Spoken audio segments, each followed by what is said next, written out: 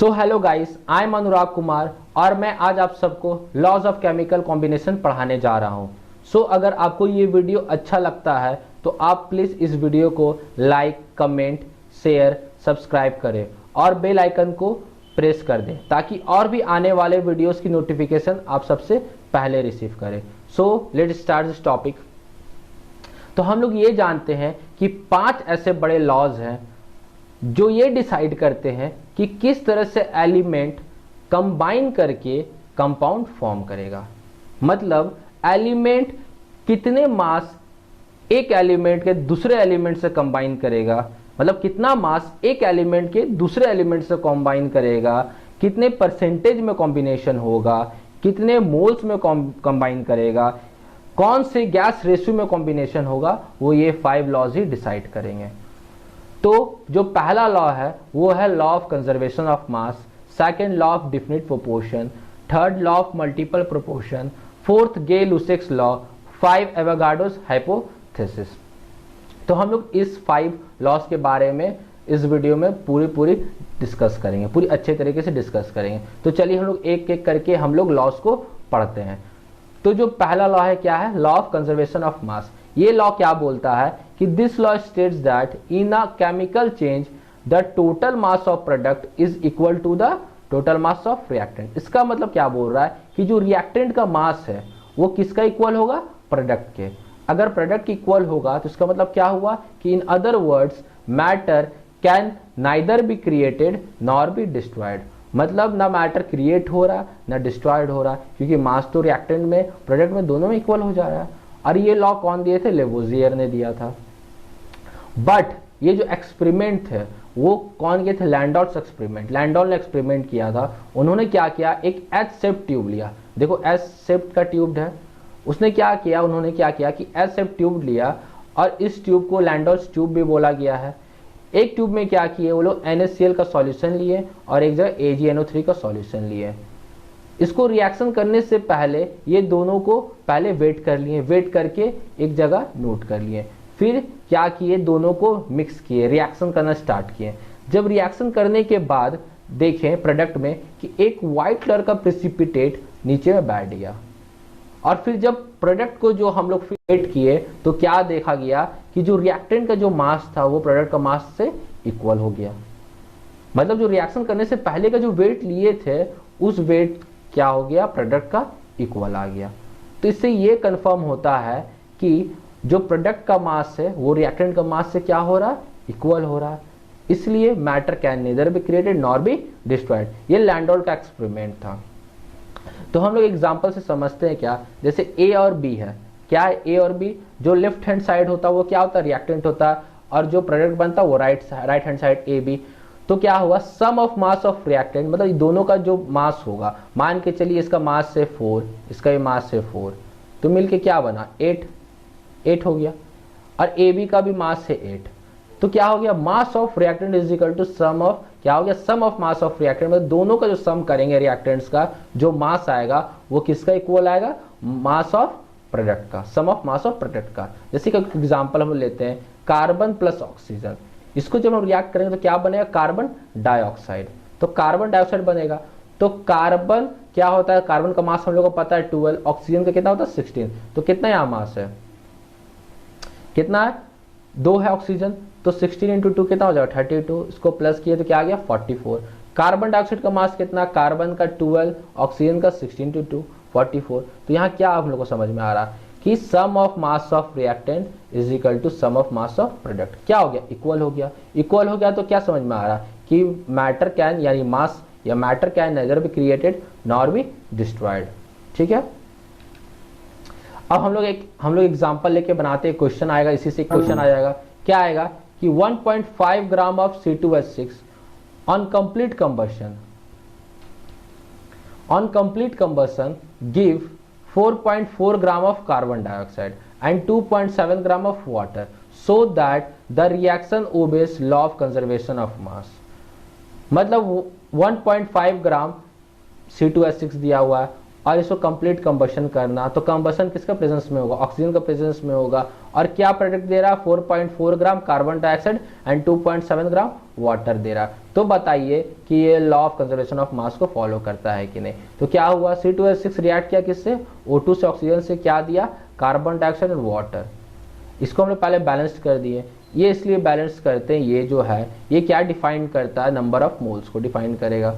तो number of moles, अब बताइए, तो हम लोग को ऑक्सीजन का मास निकालना है, क्योंकि इसमें हम लोग को C2H6 का मास दिया हुआ है, कार्बन डाइऑक्साइड का मास दिया और वाटर का दिया हुआ है, बट ऑक्सीजन का मास होता है mass by molecular mass. Number of moles का फॉर्मूला क्या होता है, mass by molecular mass, given mass by molecular mass. तो गिवन मास कितना दिया हुआ है C2H6 का, 1.5 ग्राम, ठीक है, डिवाइडेड मॉलिक्यूलर मास। C2H6 का क्या हो जाएगा मॉलिक्यूलर मास, C2H6। कार्बन कितना यहाँ पे 12 है, तो क्या हो जाएगा, 2 कार्बन है, मास कितना होता है कार्बन का 12, तो 12 इंटू 2 प्लस क्या हो जाएगा 6, 24 प्लस 6 क्या हो गया 30 हो गया। तो 30 से क्या हो गया, C2H6 का मॉलिक्यूलर मास, तो 30 यहाँ बैठा दिए, अब पॉइंट को काटे तो 0 हो गया। तो अब इसको हम लोग जब करेंगे तो 1/20 आएगा, यानी 0.05 मोल्स निकल गया। अब बताइए ये हम क्या बोले, जो हम बैलेंस करेंगे डिफाइन करता है नंबर ऑफ मोल्स को। तो अगर 2 यहाँ है इसका पीछे, यानी क्या है 2 मोल ऑफ C2H6 किससे कंबाइन कर रहा है, 7 मोल ऑफ ऑक्सीजन से। तो बताइए हम लोग का कितना मोल निकला C2H6 का, 0.05 मोल्स। तो बताइए कि 0.05 मोल्स ऑफ C2H6 कितना मोल से कंबाइन करेगा, तो इसका हो जाएगा 7/2 हो जाएगा, इंटू 1/20, फ्रैक्शन में है तो फ्रैक्शन में ले लिए। समझ में आ रहा है यहाँ बात को, ये क्या किए, यानी 2 मोल ऑफ C2H6 कंबाइन कर रहा है 7 मोल ऑफ ऑक्सीजन को। तो बताइए कि 0.05 मोल ऑफ C2H6 कितने से कंबाइन करेगा, तो हो जाएगा कितना 7/2 इंटू 1/20, फ्रैक्शन में ले लिए, कितना आ गया 7/40 मोल्स ऑफ ऑक्सीजन। तो अब हम लोग मोल्स अगर निकाल लिए तो हम लोग मास निकाल लेंगे ना, नंबर ऑफ मोल्स बैठा दिए ऑक्सीजन का, मास को x मान लेंगे, मॉलिक्यूलर मास निकाल, मॉलिक्यूलर मास ऑक्सीजन का हम लोग पता है क्या होगा 32, तो मास निकल जाएगा, क्योंकि हमें नंबर ऑफ मोल्स पता, मॉलिक्यूलर मास पता, तो मास निकल गया। तो हम लोग वही फॉर्मूला बैठा दिए, नंबर ऑफ मोल्स की जगह क्या निकल गया, मोल्स कितना निकल गया ऑक्सीजन का 7/40, तो 7/40 इज इक्वल टू मास, यानी x इसको मान लिए, ठीक है। मॉलिक्यूलर मास कितना ऑक्सीजन का 16 होता है, तो 16 कितना 2 ऑक्सीजन है, इंटू 2 तो 32 मॉलिक्यूलर मास हो गया ऑक्सीजन का। तो मास इज इक्वल टू कितना आ गया 5.6 ग्राम। अब 5.6 ग्राम आया, तो यहाँ हम लोग अब देखिए law of conservation of mass को फॉलो करता है कि नहीं। अब देखिए 1.5 ग्राम यहाँ पे है C2H6 का मास और 5.6 ग्राम है ऑक्सीजन का मास। कार्बन डाइऑक्साइड मास दिया हुआ है 4.4 ग्राम और वाटर का मास दिया हुआ है 2.7 ग्राम। अब दोनों को प्लस कीजिए, 1.5 ग्राम प्लस 5.6 ग्राम कितना हो जाएगा, कितना हो जाएगा 7.1 ग्राम ना हो जाएगा, ठीक है। अब वैसे ही 4.4 ग्राम प्लस 2.7 ग्राम, ये भी 7.1 ग्राम हो गया। अब देखिए 7.1 gram is equal to 7.1 gram, 7.1 gram 4 gram plus 2.7 gram, ये भी 7.1 ग्राम हो गया। अब देखिए 7.1 gram is equal to 7.1 gram, 7.1 gram reactant भी हो गया, प्रोडक्ट भी 7.1 ग्राम हो गया। इसका मतलब क्या समझ में आया, sum of mass of reactant is equal to sum of mass of product. तो ये law of conservation of mass को फॉलो करता है, तो इसमें कोई प्रॉब्लम एकदम दिक्कत नहीं। चलिए अब सेकंड लॉ क्या बोलता है, law of definite proportion. A given chemical compound always contains its component element in fixed ratio by mass and does not depend on its source and method of preparation। मतलब कि कोई भी source रहे, कहीं का भी सोर्स रहे, element हमेशा फिक्स्ड मास में रहेगा। जैसे एग्जांपल एक हम लोग सी वाटर ले लिए, रेन वाटर ले लिए, टैप वाटर ले लिए। देखिए तीनों जगह क्या है, वाटर है, बट सोर्सेस क्या अलग अलग है, एक जगह सी का है, एक जगह रेन का, एक जगह टैप का है। बट वाटर का जो फॉर्मूला होता है हम लोगों को पता है H2O होता है, और कि क्या कंपोजिशन है, हाइड्रोजन ऑक्सीजन से बना हुआ है, यहाँ भी हाइड्रोजन ऑक्सीजन से बना हुआ है, यहाँ भी हाइड्रोजन ऑक्सीजन से बना हुआ है। तो रेशियो देखिए हाइड्रोजन मतलब H2O, तो हाइड्रोजन कितना है 2, तो मास कितना हो गया 2, ऑक्सीजन का मास 16, 2:16, इसको सिंपलेस्ट से काटेंगे 1:8 आएगा, यहाँ भी 1:8, वहाँ यहाँ भी 1:8। तो यहाँ क्या पता चल रहा है हम लोग को कि सोर्सेस कहीं का भी हो, या सी का हो वाटर, या रेन का हो, या टैप का हो, तो यहाँ क्या पता चल रहा है कि कहीं का भी सोर्सेस हो, उसका जो रेशियो आएगा वो हमेशा क्या होगा फिक्स्ड होगा। तो चलिए यहाँ तक कोई दिक्कत। तो हम लोग एक क्वेश्चन लेते हैं कि 0.243 ग्राम ऑफ मैग्नीशियम है on burning with oxygen. Oxygen का यहाँ मास दिया हुआ नहीं, येल्ड यानी प्रोडक्ट दे रहा है 0.403 ग्राम ऑफ मैग्नीशियम ऑक्साइड। ये एक्सपेरिमेंट नंबर 1 है, यानी मैग्नीशियम का मास दिया हुआ, मैग्नीशियम ऑक्साइड का दिया हुआ, ऑक्सीजन का मास हम लोग निकालना है। अब एक्सपेरिमेंट नंबर 2 में दिया हुआ 0.182 मैग्नीशियम है, अब burn with oxygen, yield product क्या दे रहा है 0.302 मैग्नीशियम ऑक्साइड दे रहा है। यहाँ भी ऑक्सीजन का मास नहीं दिया हुआ है, तो हम ऑक्सीजन का मास निकालेंगे, फिर देखेंगे कि ये लॉ फॉलो करता है कि नहीं। तो हम लोग एक्सपेरिमेंट नंबर 1 एक्सपेरिमेंट 2 नंबर ले लिए। मैग्नीशियम और ऑक्सीजन क्या है, 2 रिएक्टेंट है, ये रिएक्ट कर क्या बना मैग्नीशियम ऑक्साइड। तो मैग्नीशियम को जो मास दिया हुआ क्या दिया हुआ 0.243 और मैग्नीशियम ऑक्साइड कितना दिया हुआ 0.403। तो अब हम लोग ऑक्सीजन का मास कैसे निकाले, कैसे यहाँ निकला ऑक्सीजन का मास, तो हम लोग को पता है प्रोडक्ट को रिएक्टेंट से माइनस कर दो, यानी 0.403 माइनस 0.243, तो क्या आएगा ऑक्सीजन का मास निकल गया 0.1860। वैसे ही एक्सपेरिमेंट नंबर 2 में करना है 0.302 माइनस 0.182, तो क्या ऑक्सीजन का मास निकल जाएगा। अब हम लोग मास निकाल लिए, तो अब कैसे हम लोग निकालेंगे, तो हम लोग को पता है हम लोग इसका कंपोजिशन का निकालेंगे, यानी कैसे बना मैग्नीशियम ऑक्सीजन, मैग्नीशियम ऑक्साइड कैसे बना है, तो मैग्नीशियम और ऑक्सीजन से, तो मैग्नीशियम इस टू ऑक्सीजन का रेशियो ले लेंगे, ठीक है, रेशियो देखेंगे हम लोग, तो क्या होगा मैग्नीशियम का मास दिया हुआ 0.243, ऑक्सीजन का 0.160, तो हम इसको काटेंगे तो 1.51 3:2 का रेशियो में आएगा। एक्सपेरिमेंट 2 में क्या होगा मैग्नीशियम ऑक्सीजन लिए, फिर एक्सपेरिमेंट 2 में इसका मास 0.182 है 0.120, तो क्या आएगा 1.51, इसका भी रेशियो 3:2 का रेशियो में आएगा, यानी रेशियो क्या हो रहा है सेम हो रहा है, ठीक है। कहीं का भी हम लोग प्रिपरेशन या सोर्सेस, कहीं का भी सोर्सेस है या प्रिपरेशन, कोई भी प्रिपरेशन है, कैसा ही प्रिपरेशन है, उसका रेशियो क्या होगा हमेशा फिक्स्ड होगा। लॉ ऑफ डेफिनेट प्रोपोर्शन बोल रहा है, तो सेकंड लॉ तक क्लियर। अब हम लोग थर्ड लॉ का बात करेंगे। थर्ड लॉ क्या बोलता है कि लॉ ऑफ मल्टीपल प्रोपोर्शन क्या है कि when 2 element combine to form more than 1 compound, बोल रहा है कि जब 2 एलिमेंट कंबाइन करेगा तो एक से ज्यादा कंपाउंड देगा, then the different masses of 1 element, जो डिफरेंट मास होगा एक दूसरे एलिमेंट का, which combine with fixed mass of other element, और किससे कंबाइन करेगा एक फिक्स्ड मास से कंबाइन करेगा। जो डिफरेंट मास ऑफ एलिमेंट है वो fixed mass of fixed mass से कंबाइन करेगा। अब क्या बियर करेगा, एक होल नंबर रेशियो बियर करेगा टू वन अनदर। तो हम लोग एक एग्जांपल से समझ लेते हैं कैसे होगा। हम लोग ले लिए एक कार्बन ले लिए और ऑक्सीजन ले लिए, तो क्या बना CO2 बना और CO बना। देखिए कितना प्रोडक्ट बना, 2 प्रोडक्ट बना कार्बन और ऑक्सीजन से, एक CO2 बना और एक CO बना। तो कार्बन का इसमें मास क्या है 12, ऑक्सीजन कितना 2 है तो 32 हो गया। इस जगह में देखिए कार्बन का मास क्या है 12, ऑक्सीजन का मास क्या है 16, ठीक है। तो यहाँ क्या समझ में आ रहा है कि कार्बन का जो मास है वो फिक्स्ड हो गया है और ऑक्सीजन का मास क्या हो गया डिफरेंट है, यानी different mass of oxygen combines with fixed mass of carbon यानी 12 से। तो अब क्या करेगा देखते हैं ये स्मॉल होल नंबर बियर करता है कि नहीं। तो यहाँ डिफरेंट मासेस ऑफ ऑक्सीजन किसका है 32 और 16 है, फिक्स्ड मास क्या है 12, तो 32/16 2/1, सिंपलेस्ट होल नंबर रेशियो आ गया। तो ये फॉलो करता है थर्ड लॉ को। अब एक और एग्जांपल लिए, हाइड्रोजन ऑक्सीजन को रिएक्ट किए तो एक H2O बना, एक H2O2 दिया। हाइड्रोजन का जो मास है वो 2 है, ऑक्सीजन का मास 16 है, एक H2O2 बना तो H2 क्या है इसमें 2 है, हाइड्रोजन ऑक्सीजन के 32। यहाँ देखिए ऑक्सीजन का भी मास डिफरेंट है 16 एक 32 और हाइड्रोजन का मास क्या है सेम है, यानी डिफरेंट मासेस ऑफ ऑक्सीजन कितना 16 और 32 combines with fixed mass of hydrogen 2 से। तो अब सिंपल नंबर रेशियो बियर करता है कि नहीं 16:32 1:2 आ गया, तो सिंपलेस्ट होल नंबर बियर कर रहा है। तो यही है थर्ड लॉ।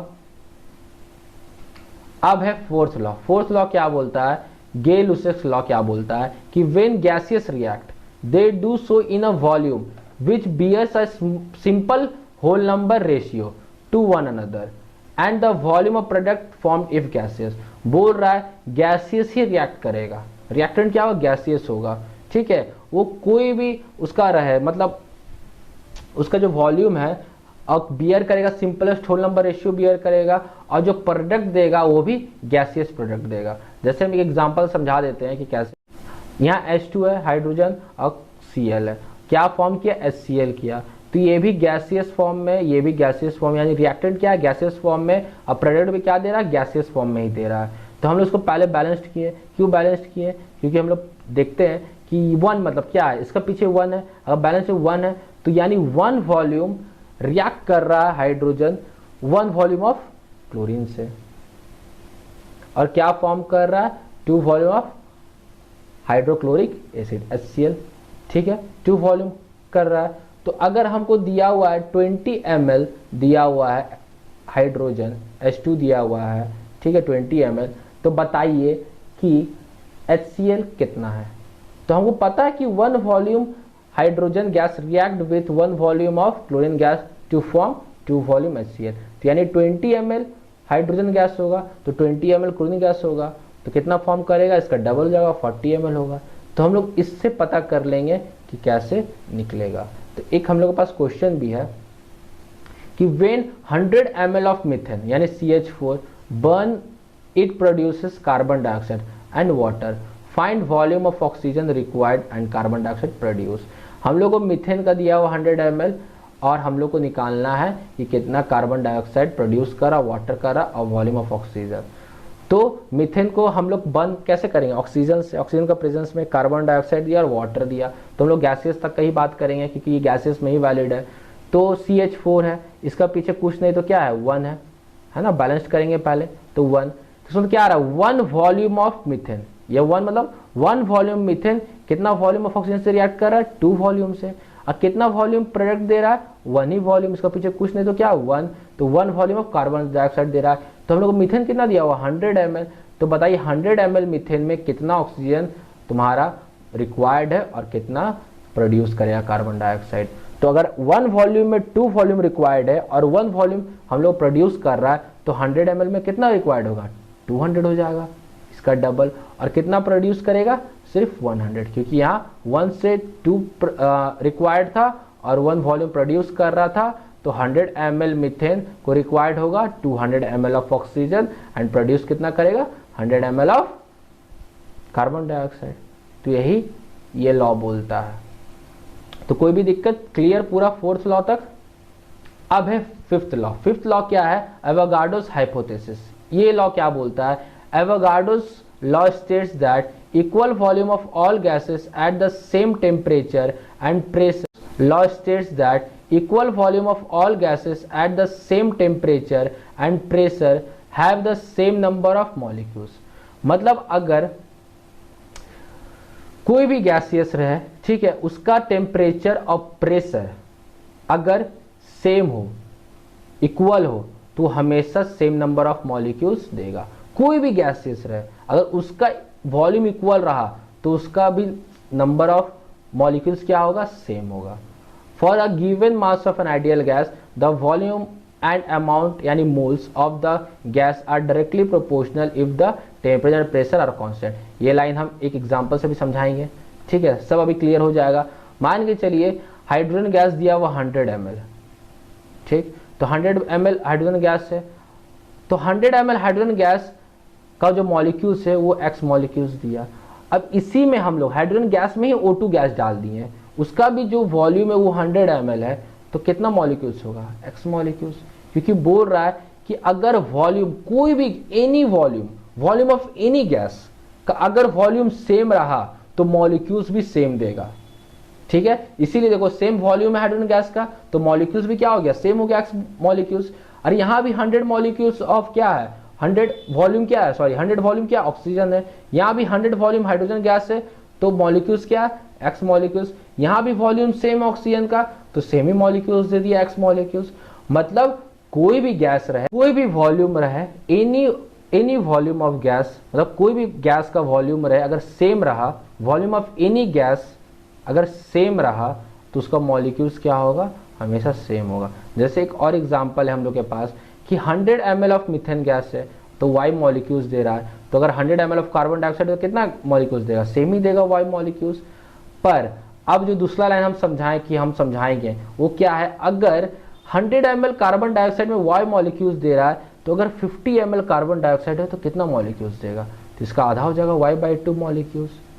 तो अब 200 ml ऑफ नाइट्रोजन गैस में कितना देगा, अब 100 ml से डबल हो गया, पहले हाफ हुआ तो y/2 हो गया मॉलिक्यूल्स, ये भी आधा हो गया। अब हम लोग वॉल्यूम को क्या कर दिए, डबल कर दिए। जब डबल किए तो देखे कि मॉलिक्यूल्स भी डबल हो गया, 2y हो गया। फिर 100 ml ऑफ नाइट्रोजन है तो y मॉलिक्यूल्स। तो इसका मतलब क्या समझ में आ रहा है कि volume of any gas is directly proportional to number of molecules. यही ये दूसरा लाइन समझा रहा था। ठीक है, मतलब अगर हम लोग वॉल्यूम को घटाएंगे बढ़ाएंगे तो मॉलिक्यूल्स भी घटेगा बढ़ेगा। इसीलिए क्या है, volume of any gas is directly proportional to number of molecules. तो लॉ ऑफ केमिकल कॉम्बिनेशन में कोई भी प्रॉब्लम होगा तो कमेंट करके मेरे को बताइए, मैं आप लोगों को क्लियर करूंगा। तो आज के लिए इतना ही, तब तक के लिए बाय, थैंक यू। और मेरा वीडियो अगर अच्छा लगा होगा तो प्लीज़ इस वीडियो को लाइक, शेयर एंड सब्सक्राइब करें। Thanks, bye.